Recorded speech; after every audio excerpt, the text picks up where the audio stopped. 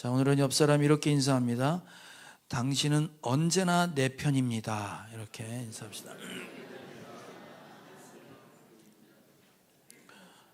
진짜 그렇습니까? 네. 여러분이 인생을 살면서 내가 어떤 경우, 어떤 죄, 어떤 상황에 있든지 끝까지 내 편을 들어줄 사람이 있나요? 누구? 없어요? 이명숙 권사님 말씀하신 건 없어요 한 게 누구지?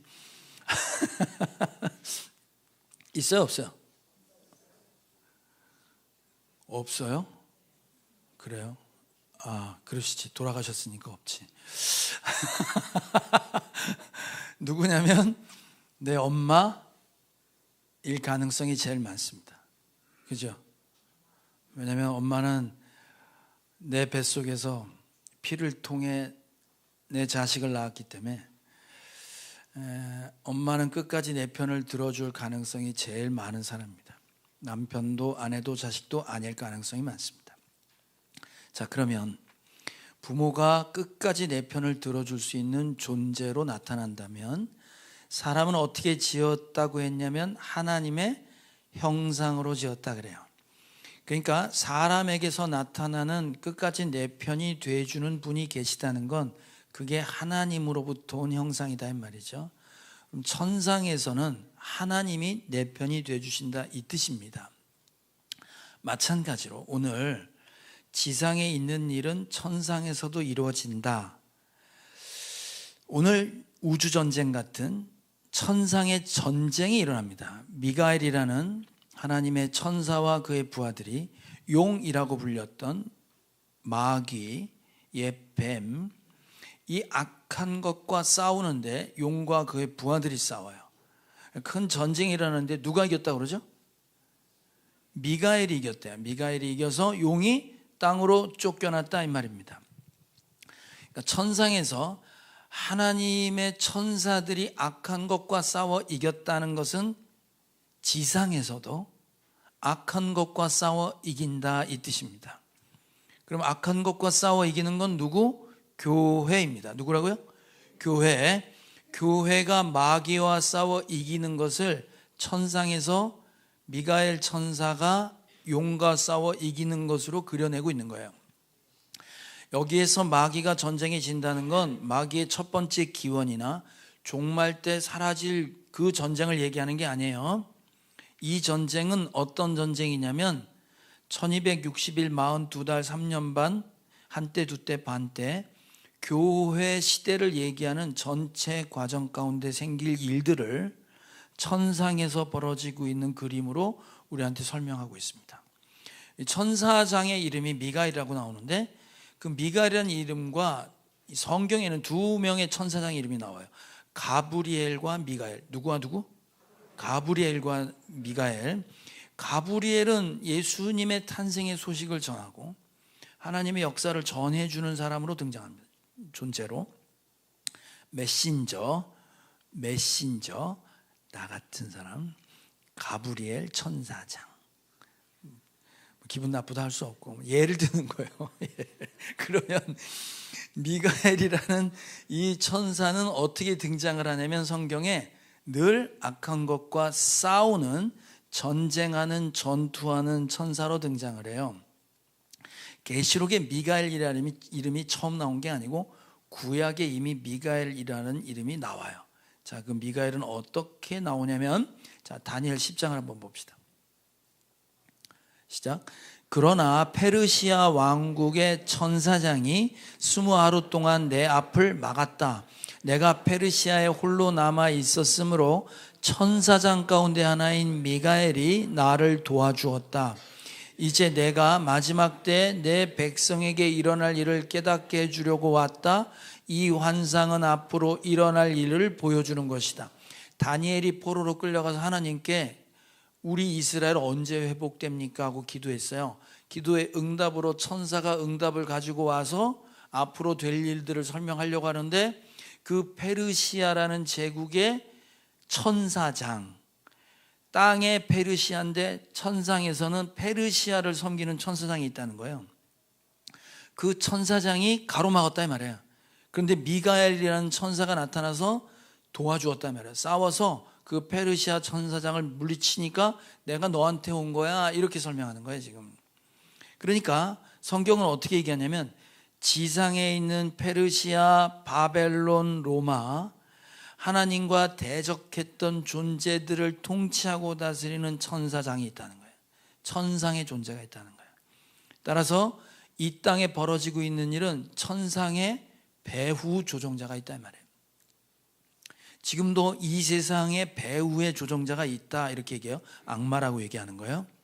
자, 유다서에 보면 미가엘이라는 천사가 또 싸우는 얘기가 또 나와요. 신약에 오면. 자, 유다서 한번 봅시다. 시작. 천사장 미가엘은 모세의 시체를 놓고 악마와 다투면서 논쟁할 때 차마 모욕적인 말로 단죄하지 못하고 주님께서 너를 꾸짖으시기를 바란다, 이렇게만 말하였습니다. 모세의 시체를 놓고 악마와 싸우는데 천사장 미가엘이 악한 것과 싸우는데 확 내쫓지 못하고 말만 했다, 지금 이런 얘기거든요. 자, 그러니까 미가엘은 언제나 다투고 싸우는 존재로 나와요. 근데 오늘 천상에서 이겼다 그러잖아요. 이겼다 그러는 건 언제 이기는 시점이 언제냐 이거죠. 무엇으로 이기게 됐냐 이 말이죠. 예수님은 이 땅에 오셔서 본인이 이 땅에 오시면서 하신 말씀이 제자들에게 이제 마귀는 졌다라고 실제로 설명한 구절이 여러 군데 있어요. 자, 누가복음 10장을 한번 봅시다. 70명 전도 보냈다가 돌아온 다음에 보고 들을 때 얘기해요. 시작. 이른 사람이 기쁨에 차서 돌아와 보고하였다. 주님, 주님의 이름을 대면 귀신들까지도 우리에게 복종합니다. 예수께서 그들에게 말씀하셨다. 사탄이 하늘에서 번갯불처럼 떨어지는 것을 내가 보았다. 자, 또 예수님 제자들에게 앞으로 사탄은 쫓겨날 거야, 이렇게 얘기해요. 자, 요한복음 12장입니다. 같이 읽어요. 시작. 지금은 이 세상이 심판을 받을 때이다. 이제는 이 세상의 통치자가 쫓겨날 것이다. 자, 여러분, 그런데 이 천사, 이제 용 말이에요. 용. 악한 것이 지금 천상에 있다가 미가엘과 싸워서 쫓겨났대요. 쫓겨나면서 붙인 말이 뭐냐면 이젠 하늘에 발 붙일 곳이 없어 땅으로 떨어졌다 이 말이에요. 쫓겨났다 그래요. 그러면 쫓겨나기 전에는 천상의 자리가 있었다는 거 없었다는 거예요? 있었다는 거지. 하늘 보좌에 마귀가 들어앉을 자리가 있었다는 거예요. 근데 무슨 일인지 모르지만 그 무슨 일을 통하여 쫓겨나는 일이 벌어졌습니다. 자, 그러면 천상에서 마귀는 도대체 무슨 일을 하고 있었을까? 쫓겨나기 전에. 자, 아주 중요한 구절이에요. 오늘 계시록 12장 10절에 그 내용 다 들어가 있는데 뭐 때문에 쫓겨났는지, 그가 무슨 일을 하고 있었는지를 설명해 놨어요. 자, 계시록 12장 10절을 다시 한번 볼게요. 시작. 그때 내가 들으니 하늘에서 큰 음성이 이렇게 울려나왔습니다. 이제 우리 하나님의 구원과 권능과 나라가 이루어지고 하나님이 세우신 그리스도의 권세가 나타났다. 우리의 동료들을 헐뜯는 자, 우리 하나님 앞에서 밤낮으로 그들을 헐뜯는 자가 내쫓겼다. 자, 내쫓긴 건 어떻게 쫓겼냐면 하나님의 구원, 권능, 나라, 그리스도의 권세가 나타나서 쫓겨났다는 거야. 예수님이 나타나서. 그러면 천상에서 그는 뭘 하는 자였냐면 밤낮으로 뭐 하는 자? 헐뜯는 자. 마귀가 하는 일은 천상에서 하나님 앞에서 밤낮으로 끊임없이 헐뜯는다 그랬어요. 이걸 개역 개정에는 뭐라고 하냐면 참소한다. 쉬운 성경엔 고발한다, 이렇게 됐어요. 그러니까 사탄이라는 말 자체는 원래 비방자, 대적자 이런 뜻이 악한 존재의 고유명사가 됐는데 이 히브리 말을 헬라 말로 번역할 때 디아블로스라고 번역을 했어요. 그 말은 어떤 뜻이냐면 가운데 던지다 이 말이야. 뭘? 그럼 둘로 나눠지잖아요. 둘로 나누어지게 하는 일이 사탄이 하는 일인데 쉬운 말로 고소하다, 고발하다 이 말이에요. 자, 고소하고 고발한다는 게 밤낮으로 고소하고 고발한다는 게 무슨 말이냐면 하나님의 사람들을 고발했다는 거예요. 그럼 얘가 무슨 일이 바빴길래 밤낮 그 짓을 하고 있었냐 이 말이지. 자, 여러분 고소당해 봤어요? 혹시? 괜찮아요? 고소당해봤나? 제가 정치 얘기하는 거 아닙니다. 검사가 이 사람 죄가 있다 하고 재판에 붙여요. 수사해서 재판에 붙여서 유죄 무죄 판결을 받잖아요. 그러면 공소라고 해요. 공소. 이 사람이 죄가 있는 것 같은 거야. 그러니까 조사해서 이 사람에게 합당한 벌을 주세요 하고 재판을 여는 행위를 공소라고 그래. 그러면 이게 재판을 걸잖아요. 그럼 난 변호를 해야 되잖아. 그럼 죄가 있든 없든 일단 코 껴서 고소당하면 변호사 써야 되는 거예요. 그 재산 다 날아간다 이 말이에요. 그래서 계속 고소하면 사람 하나 잡는 건 웃기는 거야. 예를 들게요. 정치 얘기하는 거 아니에요? 이선균이라는 배우 있었어요. 아세요? 네.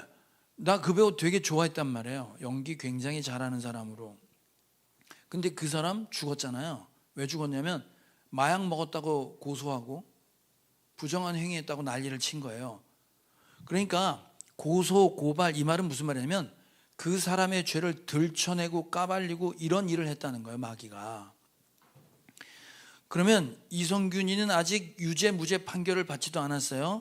나중에 보니까 마약도 안 먹었다고 나오는데 일단 마약 걸어 먹었다고 고소를 하고 나쁜 짓을 했다고 고소를 하니까 그렇게 막 들춰내고 쑤셔대니까 어떻게 됐어요? 자살했어요. 죽었어요. 그렇게 몰아붙이면 대통령도 목숨을 잃어요. 여기 한번 걸리잖아요. 살아남을 자가 거의 없습니다. 이게 고소 고발이 갖고 있는 특징이에요. 아니면 말고, 죄가 없으면 말고 일단 걸어보자 이 말이에요. 그래서 상황이나 정황을 놓고 이놈은 나쁜 놈이다 하고 고소 고발하는 거예요. 천상에서 그 일을 했다는 거예요. 마귀가. 실제 마귀가 천상에서 재판을 걸었던 사건이 하나 있었습니다. 욥이라는 사람이, 이 사람 굉장히 큰 부자였고 신실한 사람이고 하나님을 따르는 사람이었는데 마귀가 재판을 걸어요. 뭐라고 하냐면 이렇게 걸어요.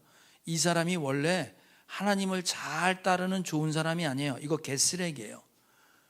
내가 얘가 개쓰레기인지 수사해서 증명을 할게요. 그랬더니 하나님이 그래 재판을 열자 그랬어요. 그랬더니 어떻게 했냐면 마귀가 얘가 하나님을 따르는 건요, 하나님이 선물로 준 그의 재산, 그의 건강, 그의 외모, 자식들 잘 되는 거, 예쁘고 마음씨 착한 마누라, 자기를 섬기는 수많은 종들, 이런 것 때문에 하나님을 따르는 거지. 얘한테 이런 게 없잖아요. 이런 걸 다 뺏어버리면 얘는 하나님을 저주하고 도망갈 나쁜 놈이지 하나님이 생각하는 사람처럼 좋은 사람이 아닙니다 하고 재판을 걸어요. 그러니까 하나님이 허락해. 그래? 재판해보자 이 말이에요. 그러니까 어떻게 돼요?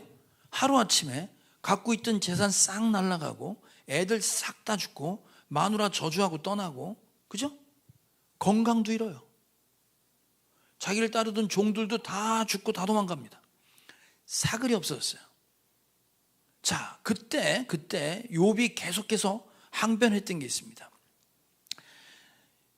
친구들이 찾아와서 야, 네가 죄가 있으니까 하나님이 이런 벌을 내리지, 그렇게 얘기해요. 그죠? 그러니까 욥이 뭐라 그래요? 죄가 있다 그래요? 없다 그래요? 없다 그래. 난 하나님 앞에 잘못한 게 없는데 나보고 왜 자꾸 죄인이라고 그래? 왜 나한테 죄 졌다고 그래? 여러분, 여기서 죄 졌다가 뭘로 표현되냐면 재산 뺏기고요, 자식들 잘못되고 건강 뺏기는 걸 죄 졌다고 얘기를 해요. 다시 교회 나오셨잖아요. 교회 나오시는데 교회 나와서 하나님을 믿고 하나님한테 구하는 내용이 욥이한테 뺏겼던 재산 뺏기고, 이 사람 재산이 무슨 뭐 낙타 뭐 7,000마리, 무슨 뭐 소 500쌍 1,000마리, 뭐 양 뭐 몇천 마리, 그래갖고 한 12,000~13,000마리의 가축을 갖고 있었어요. 고대 시대에 이 정도 목장을 운영할 정도면요 재벌이에요. 지금도 10,000마리 이상 가축을 키우는데 찾아보기 쉽지 않을걸요? 저 아산이나 어디 가야 하지? 그 사람이 이 큰 재벌이었는데 그거 다 죽고 자식들 잘 됐는데 싹 다 죽었어요. 그러니까 내 자식 잘 되기를 바라고 했던 모든 것들, 지금 우리가 초점을 맞추고 있는 걸 다 뺏겼단 말이에요. 이거 뺏기니까 이 사람이 진짜 하나님 믿는지 안 믿는지를 검사해 보자는 거예요. 지금 여기 걸려갖고 지금 다 뺏기고 건강도 잃어갖고 기왓장으로 벅벅 긁으면서 나는 죄 없는데 하면서 하나님 저주하지 않고 끝까지 버틸 사람이 있냐 이거지. 이 재판 걸은 거예요. 이 중에 하나만 없어도 닮아서 갈지도 몰라요. 여러분, 거기서 준다 그러면 갈걸? 지금 그거예요. 욥이 다 뺏기고 난 다음에 하나님 나는 죄가 없어요, 하나님 이러실 수 있습니까? 라고 얘기하다가 마지막에 하나님이 그에게 나타납니다. 하나님이 나타났는데 욥이 하나님을 만났어요.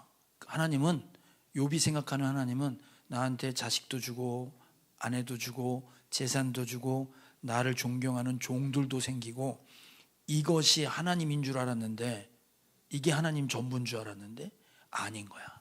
이 세상을 창조하신 우리의 생각을 뛰어넘는 엄청난 하나님을 만났어요.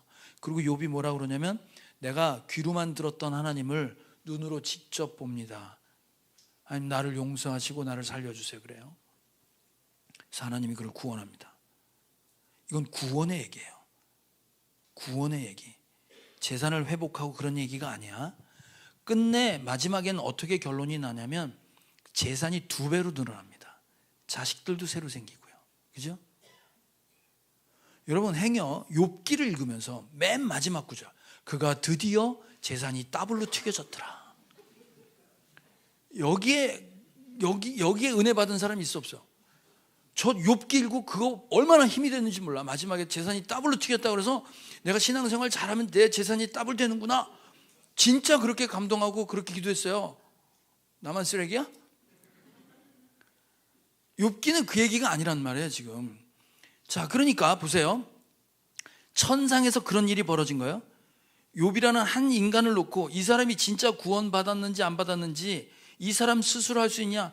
욥이 못해. 난 하나님 난 못합니다. 그러니까 하나님이 나타나서 하나님이 보여주시고 하나님이 다 알게 해주셔서 그가 하나님 아니면 안 되겠구나 하고 사는 결론으로 맺어져요. 이게 천상에서 벌어졌던, 계속해서 우리 믿는 자를 향하여 고소 고발하는 거예요. 자, 그러면 이 천상에서 어떻게 이겼다고 그랬냐면 그의 나라와 그의 능력과 그의 권세가 드러났다 그러잖아요. 근데 그의 권능, 그의 구원, 그의 나라 할 때 원래는 원어에 정관사가 있어요. 그 나라, 그 구원, 그 능력이 나타났으며 그리스도가 나타나 그는 쫓겨났다 그래요. 그러니까 이 전쟁은 언제 일어난 거냐면 그 나라, 하나님께서 구약 내내 얘기했던 그 나라, 하나님이 구약 내내 얘기했던 그 구원이 그리스도로 인하여 드디어 이 땅에 나타난 걸로 용은 쫓겨났다 이 말이에요. 근데 그 용은 계속해서 고발하던 자예요. 자, 그러면 봅시다. 그 나라, 그 구원, 구약에 얘기했던 욥의 이야기의 구원 이야기처럼 이 고소 고발자가, 검사가 할 일이 없어져서 쫓겨나는 그 일은 어떤 일, 어떤 나라, 어떤 구원을 앞두고 설명을 했냐면 출애굽 사건이에요. 무슨 사건? 출애굽 사건. 역사를 통해 보여준 게 그거였어요. 자, 에스겔 29장에 보면 용 때려잡는 사건이 하나 나와요. 근데 그 용을 누구라고 하냐면 애굽 왕이라고 얘기합니다. 자, 에스겔 29장 시작. 너는 이렇게 말하여 전하여라. 나 주 하나님이 말한다. 이집트 왕 바로야, 내가 너를 치겠다. 나일강 가운데 누운 커다란 악어야, 내가 나일강을 네 것이라고 하고 네가 만든 것이라고 한다마는 내가 갈고리로 내 아가미를 꿰고 내 강의 물고기들이 네 비늘에 달라붙게 해서 내 비늘 속에 달라붙은 강의 모든 물고기와 함께 너를 강 한복판에서 끌어내서 너와 물고기를 다 함께 멀리 사막에다 던져버릴 것이다. 너는 허벌판에 나둥거러질 것이다.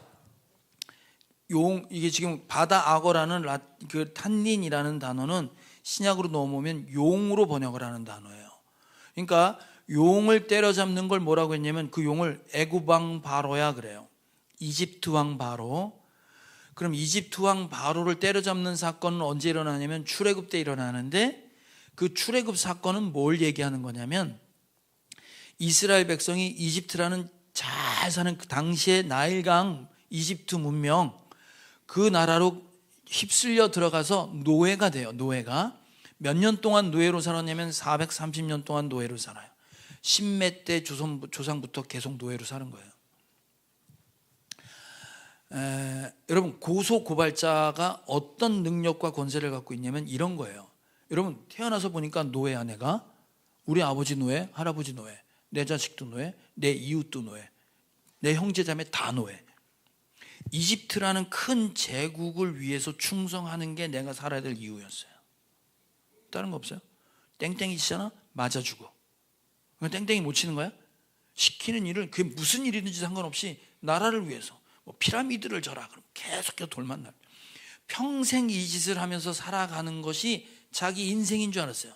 노예라는 말은 내 마음대로 할 수 없는 거지, 태어나면서부터 그게 전부인 줄 알고 사는 거예요. 그래서 그가 어떻게 고발하냐면, 어이 종놈, 그럼 종놈으로 찍히는 거야. 그 고소당하잖아. 너가 종이라며 하고 고소해서 재판에서 내가 종이 되잖아. 그럼 종이 된 값을 치르고 사는 거예요. 죄송해요, 어이 깜둥이. 그럼 아예 흑인은 백인을 위해서 사는 노예로 찍힌 거예요. 그럼 자기는 노예로 사는 거야, 평생을. 이게 지금 고소자가 하는 일이에요. 그래서 끊임없이 여러분을 향하여 넌 이상한, 넌 그런 놈이야 하고 계속 옆에서 얘기하면 그런 놈의 값을 치르고 사는 거야. 그러고 사는 거야. 그러니까 노예로 살았던 사람은 단 한 번도 거기서 다른 생각을 할 수 없어요. 그걸 노예라고 그래. 왕의 노예, 이집트 왕의 바로 왕의 노예.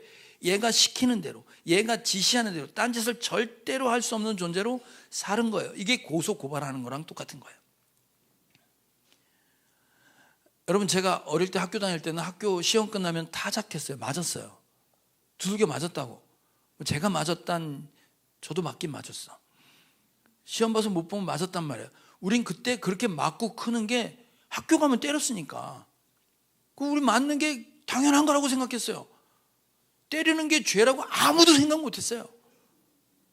그게 종인 거예요. 그게 노예인 거예요. 여러분, 하루에 몇 끼 먹어요? 예? 왜 욕을 하고 그래? 하루 3끼 먹지? 왜 3끼 먹어요? 엄마가 3끼 주니까. 여러분, 그 엄마가 5끼 줄 수 있는데 3끼만 줬다고 생각해 봤어? 원래 인간은 8시간 자고 나머지 15끼를 15시간 동안 한 시간에 한 번씩 먹게 돼 있어요. 뭘 어야. 내가 지금 그냥 하는 말이에요. 그런데 여러분, 엄마 아빠가 여러분 학대하느라고 3끼밖에 안 준 거야. 이런 생각 해봤냐고. 안 해보잖아. 할 수 없다니까. 그러니까 노예로 살다가 죽잖아요. 땡땡이 치다가 맞아 죽는단 말이에요. 죄값을 치르는 거지 하고 당연하게 생각한 거예요. 아무도 영생이 있다고는 생각 못해요. 이게 노예로 사는 거야? 그 이집트 왕을 때려잡았다 이 말이에요. 그러면 그 고소자가 할 일이 없어지고 발붙일 곳이 없다는 얘기는 무슨 말이냐면 300만 명이었어. 이스라엘 노예가 300만 명을 노예로 썼어요. 이집트 왕 파라오가, 바로라고 지금 번역해놨는데, 그 300만 명이 무슨 일이 벌어졌냐면 홍해 바다 속으로 들어갔다가 사라져요. 바다가 갈라지고 그 속으로 들어갑니다. 300만 명이. 그리고 물이 덮여요. 그러니까 이집트 땅에서 보면 내 종 노예 300만 명이 바닷속으로 들어가서 죽은 거예요. 죽었어요. 여러분, 시체한테 일 시키는 사람 봤어요? 불가능하지. 시체한테 이미 죽었는데 너 왜 일 안 해 임마 하고 때려봐야 무슨 의미가 있어. 죽으면 끝나는 거예요. 자, 여러분, 고소, 고발, 공소가 진행되다가 피의자, 벌을 내려야 될 사람이 죽잖아요.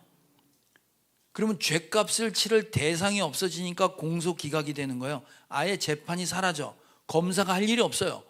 당사자가 죽었는데 뭘 해? 그러니까 애굽의 입장에서 보면 이스라엘 백성 300만 명은 이게 수장된 거예요. 죽었어. 그러니까 내 노예라고 주장할 게 없는 거예요. 그러면 하나님 나라 편에서 광야에서 보면 무슨 일이 벌어졌냐면 깊은 바닷속에서 새로운 종족이 나온 거지. 이걸 뭐라고 하냐면 거듭나다, 다시 태어나다, 죽다 살았다 이 말이에요.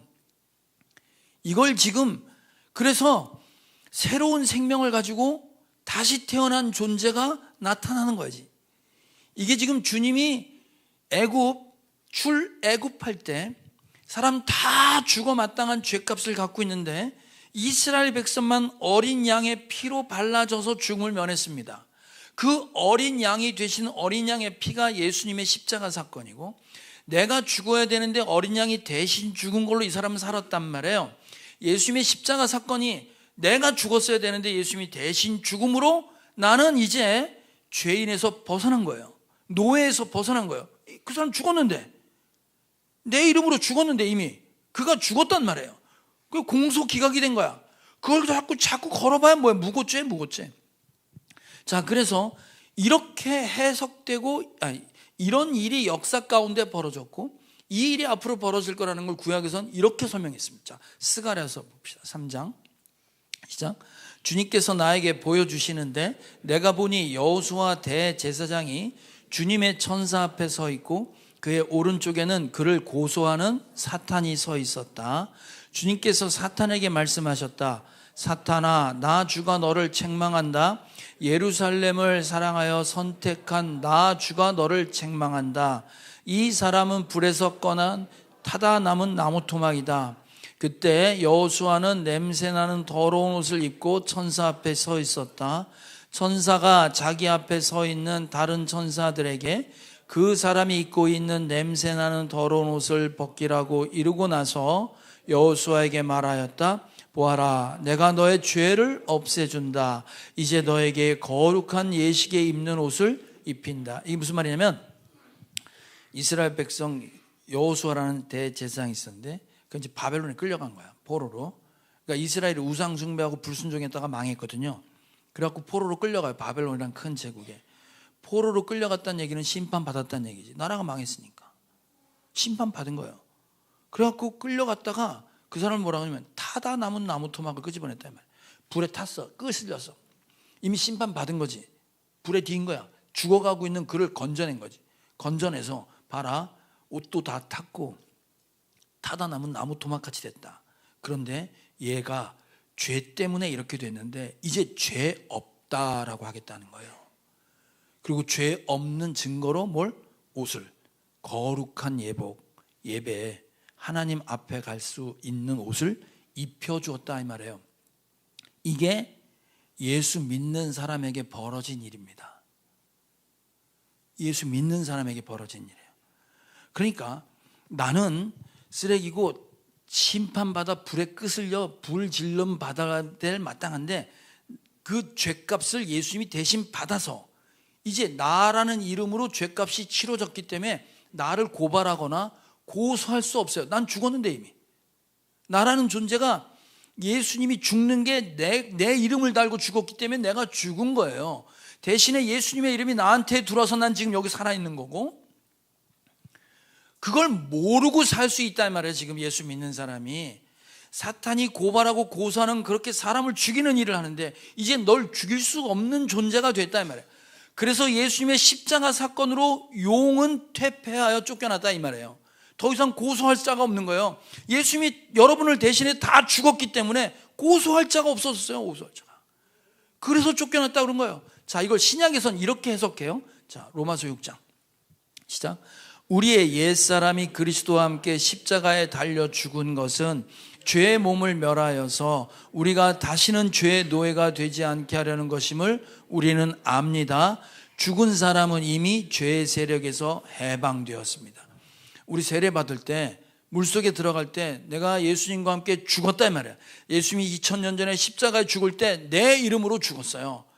그러니까 그 전에, 예수 믿기 전에 그때는 내가 이 세상의 마귀의 지배를 받아서 끊임없이 고소당하고 죄인으로 살았는데 이제 그 죄인은 죽었으니 이제부터는 거기서 해방됐다 이 말이에요. 그 바로왕이 나한테 일을 시킬 수 없고 나쁜 짓을 하는데 영향받을 일도 없지. 광야로 넘어온 이스라엘 백성은 이집트 왕이 뭐라고 할 때 그 지시를 받을 필요가 없는 거예요. 맞아요, 안 맞아요? 맞지? 지금 그 얘기하고 있는 거예요. 우리 옛날로 돌아가지 말라 이 말이에요. 옛날에 우리를 죄로 끌고 다녔던 건 이미 내가 죽었기 때문에 나한테 영향을 줄 수 없어. 그 말을 하는 거예요 지금. 자, 갈라디아 2장 20절. 여러분 잘 모를까 봐 한 번 더 읽어줄게요. 시작. 나는 그리스도와 함께 십자가에 못 박혔습니다. 이제 살고 있는 것은 내가 아닙니다. 그리스도께서 내 안에 살고 계십니다. 옛날에 죄 짓던 나는 죽었어. 이제 나는 누구로 사는 거야? 내 안에 예수님이 계시다 이 말이에요. 그런데 자꾸 왜 옛날로 돌아가냐 이 말이에요. 아직도 잘 몰라? 자, 골로새서 2장 시작. 여러분은 그리스도와 함께 죽어서 세상의 유치한 원리에서 떠났는데 어찌하여 아직도 이 세상에 속하여 사는 것과 같이 규정에 얽매여 있습니까? 왜 옛날 보세요. 애굽의 노예로 430년 동안 살았던 사람이 홍해바다 건넜어요. 하나님이 건너게 해주신 거거든. 여기로 넘어왔네. 이제 애굽 왕의 지배에서 벗어났어. 따를 필요가 없는데 이스라엘 백성 40년 동안 애굽으로 돌아가자고 그랬어. 그죠? 이거 애굽 왕이 시킨 거야? 지들이 한 거야? 지들이 한 거야. 왜냐하면 평생을 그렇게 살아서 몸에 배인 거야. 노예로 사는 게 좋았던 거지. 그 제국의 휘황찬란한 게 하나님보다 훨씬 좋아 보이는 거야. 옛날엔 이게 좋다고 좋다고 생각한 게 아니라 그것이 전부인 줄 알고 살았던 내가 이제 다른 세상을 하나님의 나라를 봤는데도 불구하고 내 몸에 밴 습관과 관습들이 계속해서 애굽으로 돌아가자고 하는 거예요. 예수 믿어서 더 이상 죄의 지배를 안 받아야 될 우리가 옛날에 죄 가운데 있었던 때가 좋았던 거지. 그래서 자꾸 그걸로 돌아가자고 하는 거예요. 그래서 지금 성경은 뭐라고 하냐면 정신 차려라 이 말이에요. 여러분은 창피한 얘기이지만 제가 신용불량자로 살았어요. 신용불량자에서 해방된 지 한 10년 됐나? 얼마 안 됐어요. 여러분 신용불량자로 살아보셨어요? 안 살아봤지? 꼭 살아보길 바래요. 복음을 이해하려면 그래 봐야 돼. 여러분 제가 신용불량자로 산다는 건 내가 감당할 수 없는 빚이 생긴 거예요.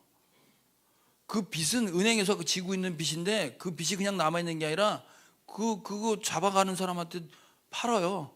그럼 그 사람들이 추적을 한다고. 재산 있으면 다 뺏으려고. 그래서 취직하잖아요. 월급에 압류 들어와요. 꼼짝을 못 하는 거예요. 예? 그래서 주소도 내가 살고 있는 집으로 주소를 못 해놓고 아무도 없는 집에 가서 주소를 만들어 놓고 계속 도망 다니는 삶을 살아야 돼요. 여러분 그런데 죄가 있으니까 죄값을 치러야지. 도망 다니고 사는 삶은 신용불량을 일으키려는 큰 내가 부도를 냈으니까 부도를 낸 사람의 죄값을 치르고 사는 거예요. 그럼 여러분이 말하지 않아도 나는 신용불량자답게 사는 거예요. 그런데 하나님의 은혜로 그것이 탕감됐다 이 말이에요. 10년 전에. 자, 탕감됐다는 얘기는 무슨 얘기냐면 누가 내가 져서 빚을 갚아야 되고 그 빚을 갚지 못하고 도망다녀야 되는 모든 것을 누군가 대신 물어냈다 이 말이야. 그러면 나는 빚이 없어 이제. 자, 그럼 빚이 없어졌어 나한테. 그러면 도망다닐 필요 있어 없어? 없지? 없잖아요. 그런데 제가 여전히 도망다닌다고 생각해봐요.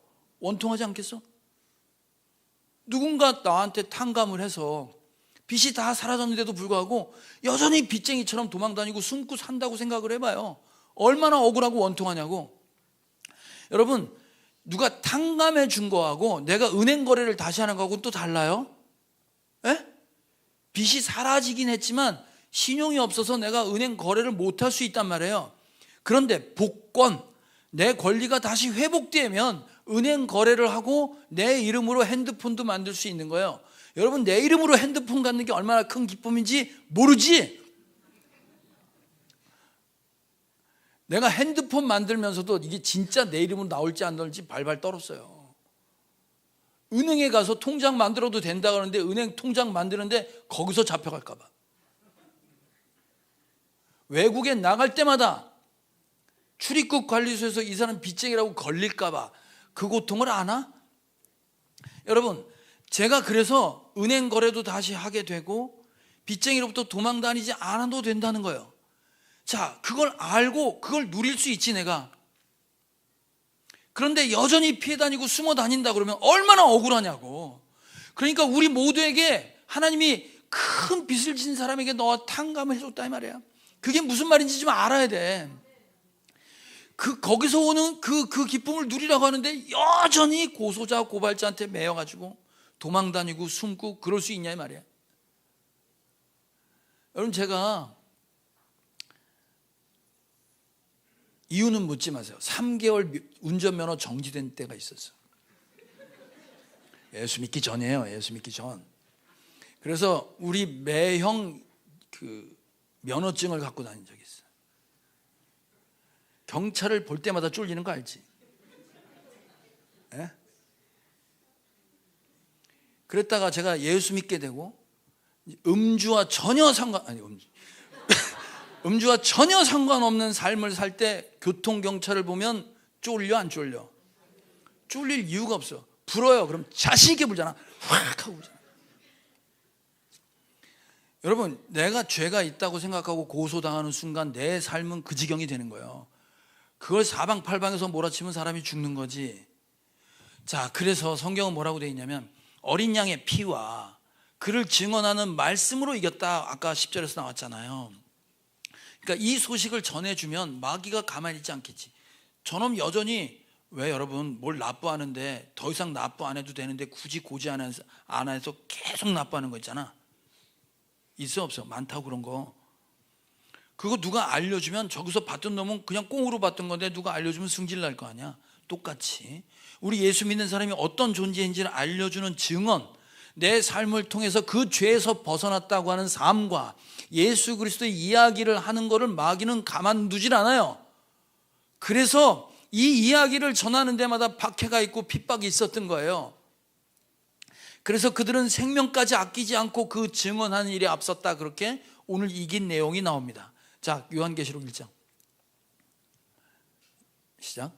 예수 안에서 여러분의 형제요, 예수 안에서 환난과 그 나라와 인내에 여러분과 더불어 참여한 사람인 나 요한은 하나님의 말씀과 예수에 대한 증언 때문에 반모라는 섬에 갇혀 있게 되었습니다. 예수님에 대한 증언과 하나님 말씀 때문에 내가 갇혔단 말이에요. 지금 유배당해서 요한계시록을 썼다고 하잖아요. 야, 계시록 6장 9절 시작. 그 어린 양이 5째 봉인을 뗄 때 나는 제단 아래서 하나님의 말씀 때문에 또 그들이 말한 증언 때문에 죽임을 당한 사람들의 영혼을 보았습니다. 그것 때문에 순교당한 사람이 있다 이 말이에요. 자, 계시록 20장 마지막 때는 그 말씀 때문에, 증언 때문에 박해받은 사람들이 받는 영광이 있습니다. 같이 읽어요. 시작. 내가 또 보좌들을 보니 그 위에 사람들이 앉아 있었는데 그들은 심판할 권세를 받은 사람들이었습니다. 또 나는 예수의 증언과 하나님의 말씀 때문에 목이 베인 사람들의 영혼을 보았습니다. 그들은 그 짐승이나 그 짐승 우상에게 절하지 않고 그들의 이마와 손에 그 짐승의 표를 받지 않은 사람들입니다. 그들은 살아나서 그리스도와 함께 1000년 동안 다스렸습니다. 이걸 아는 사람이 애구방의 지배로 다시 들어갈 거냐 이거야. 안 가지. 그에게 절하지 않아. 그들이 뭐라고 박해를 해도 우리들은 살아났습니다. 영원한 생명이 있습니다. 우리는 죗값으로 죽을 존재가 아닙니다. 이 얘기를 멈출 수가 없었다 이 말이에요.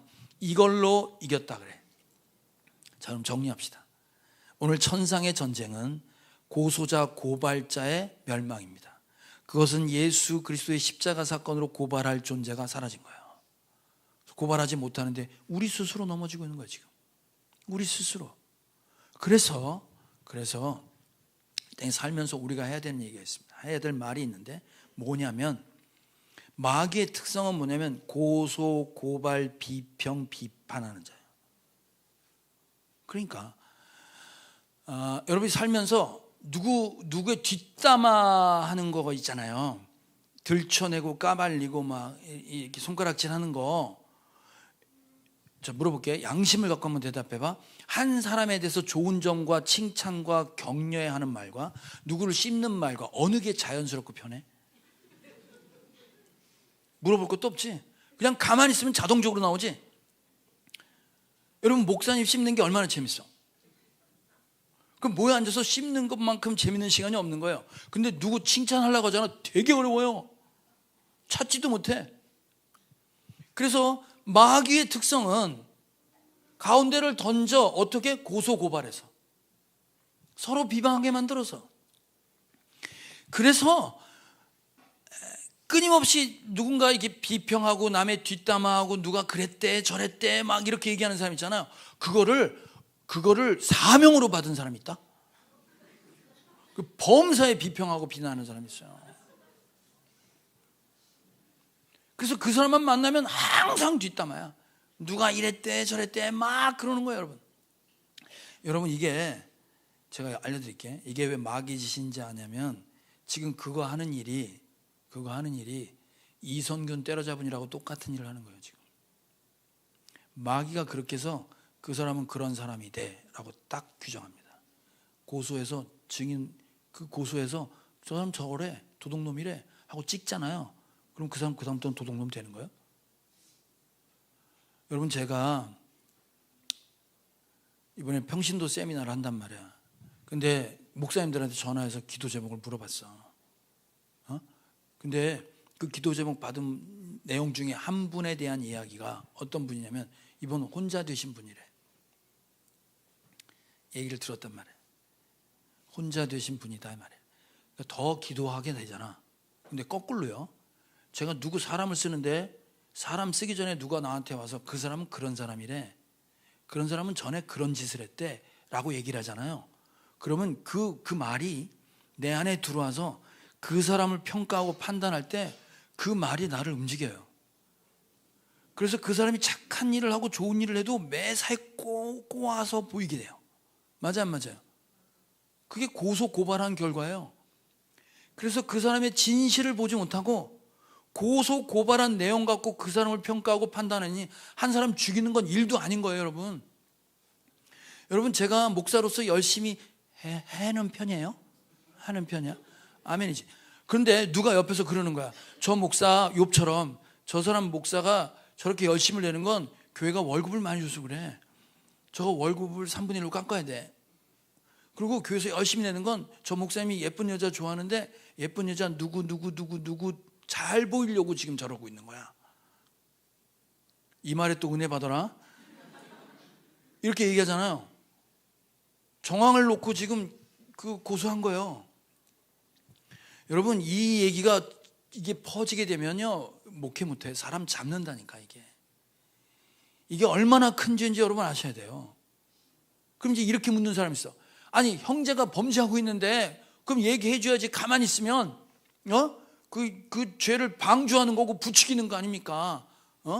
그러니까 얘기하는 거예요. 나는 정의의 감이 있어서. 여러분 성경은 그렇게 얘기하지 않아요. 누가 죄를 짓거나 범죄하면 나가서 까발리라고 안 그랬어요? 이건 마귀가 하는 거고 하나님은 이렇게 하라고 그랬어요? 자 마태복음 18장 시작. 내 형제가 너에게 죄를 짓거든 가서 단둘이 있는 자리에서 그에게 충고하여라. 그가 너의 말을 들으면 너는 그 형제를 얻은 것이다. 그러나 듣지 않거든 한두 사람을 더 데리고 가거라. 그가 하는 모든 말을 두세 증인의 입을 빌어서 확정지으려는 것이다. 그러나 그 형제가 그들의 말도 듣지 않거든 교회의 말하여라. 교회의 말조차 듣지 않거든 그를 이방 사람이나 세리와 같이 여겨라. 여러분 성경대로 하셔야 돼요. 누가 죄를 짓고 이상한 짓을 하잖아. 상식 밖의 일을 하잖아. 어떻게 하라고 성경은 나왔냐면 그 사람한테 가서 얘기하는 거예요. 딴 데 가서 얘기하지 말고 그 사람 불러다 앉혀놓고 너 왜 그랬니? 내가 아무리 너를 봐도 이건 잘못하고 있는 거야 라고 얘기하라는 거야. 그러면 그 사람에게서 무슨 말이 나와? 내가 그렇게 할 수밖에 없었던 상황을 얘기해요. 제가 1대1로 만나서 지금까지 만나본 사람 중에 내가 잘못했습니다, 이 잘못을 인정하지 않고 끝까지 난 잘못 없어요 이런 사람 본 적이 없어요. 만나서 얘기하잖아요. 전부 다 똑같은 얘기야. 자기가 그럴 수밖에 없는 상황과 환경과 여건들을 얘기해. 내가 배운 게 그거고 내가 본 게 그거고 내 주변의 사람들이 그런 거야. 내가 지금 영적으로 이래서 그랬다고 얘기해요. 듣고 나면요 기도할 것밖에 없어요. 그 사람을 정죄할 게 없어요. 그런데 그 사람이 끝까지 난 잘못이 없다 그러면 죄를 물을 땐 내 생각일 수 있으니까 두세 사람의 증인, 똑같은 상황과 경험을 경험했던 사람들이 저건 죄라고 생각하는 두세 사람의 증인을 같이 가서 얘기하라는 거야. 그래도 안 들으면 교회 얘기하래. 교회가 얘기하면 교회는 기도하는 데잖아요. 하나님한테 얘기한단 말이에요. 심판 하나님께 맡기지 그 사람을 심판하지 말라 그랬어요. 내가 나선다고 정의가 만들어지지 않아요. 내가 나선다고 그 사람을 심판할 수 없어요. 그 사람의 상황과 처지를 내가 모르기 때문에 아무도 심판할 수 없어요.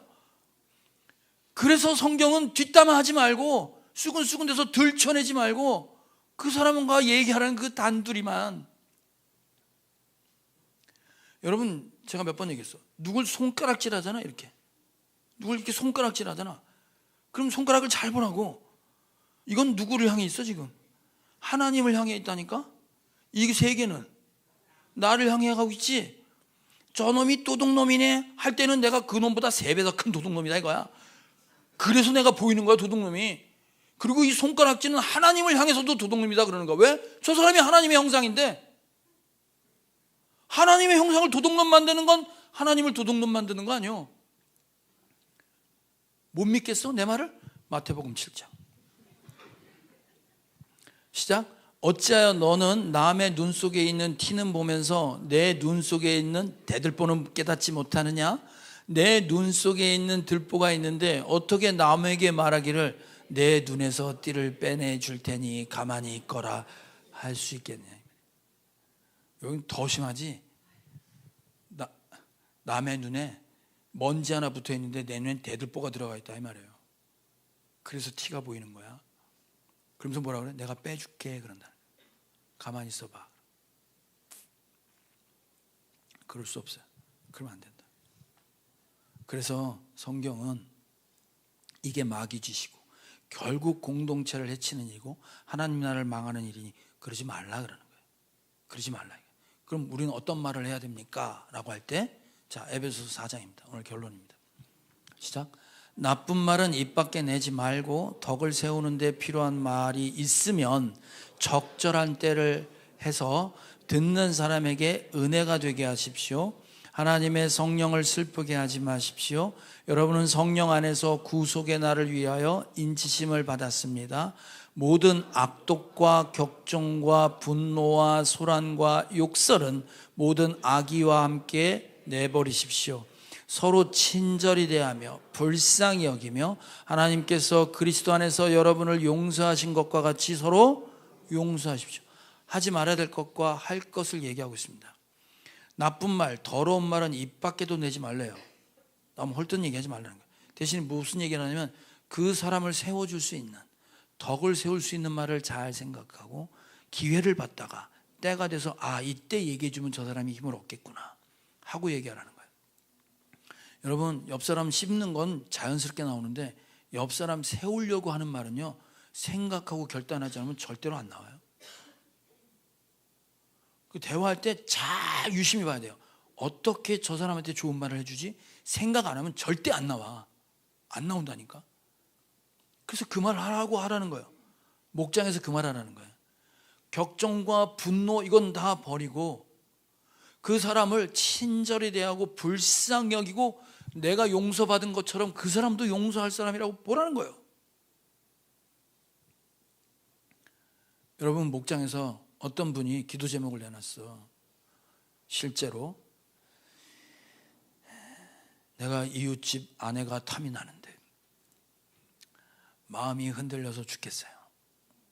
그래서 기도 제목을 이렇게 냈다고 쳐봐. 그 이웃집 여인과 함께 할 수 있도록 기도 부탁합니다. 자, 여러분 어떻게 하실래? 왜? 묻어버려?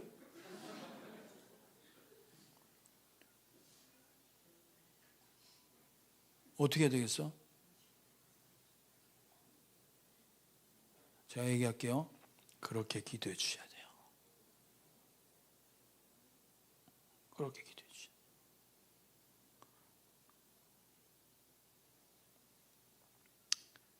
왜냐하면 덕을 세우라고 그랬잖아. 용서하라고 그랬잖아. 불쌍히 여기라고 그랬잖아. 그 사람 지금 불쌍한 사람이지. 죄가 죄인지 모르고 그걸 기도 제목으로 내놓을 만큼 연약한 사람이지. 그 사람한테는 끝까지 내 편이 돼줄 사람이 필요한 거예요. 그렇잖아요. 여러분, 거기서 그건 잘못이지, 그렇게 살면 안 되지, 인생을 그렇게 살지 마. 그 사람 다음 주에 목장 안 나와요. 그 사람 목장 안 나와요. 교회 안 나온다고. 그럼 그 사람은 어떻게 하라고? 어떻게 할 건데? 그럼 제가 지금 죄를 절하가 아니잖아요. 잘 생각하세요. 그게 쉽지 않은 일이라고. 목숨 걸어야 되는 일. 연약하면 연약할 수밖에 없는 상황이잖아 지금. 누구 뭐 기도할 줄 몰라서 기도 안 하나? 누구 뭐 안 하, 그거 못해서 안 하는 게 아니잖아요 지금. 그 사람의 지금 처지와 형편에서 누군가 그 사람 편이 돼줄 사람이 있어서 예수님이 끊임없이 나한테 넌 괜찮아 라고 하잖아. 내가 괜찮다고 하는 거야 지금. 그래도 넌 괜찮아. 그 말이 나를 변화시키고 세우잖아요. 넌 그러면 죽어. 그거 아니란 말이에요. 기독교는 그런 게 아니에요. 그렇게 사람을 살리고 세우고 나를 용서하신 것처럼 저 사람도 언젠가 하나님이 용서의 은혜와 하나님의 사랑으로 살아갈 수 있는 때를 하나님 분명히 주실 거다 이 말이에요. 그거 의지하고 믿고 그 사람 편이 되어주고 그 사람이 설 수 있도록 그런 말 할 줄 아는 그런 여러분과 저 되길 주님의 이름으로 축원합니다. 찬양합시다.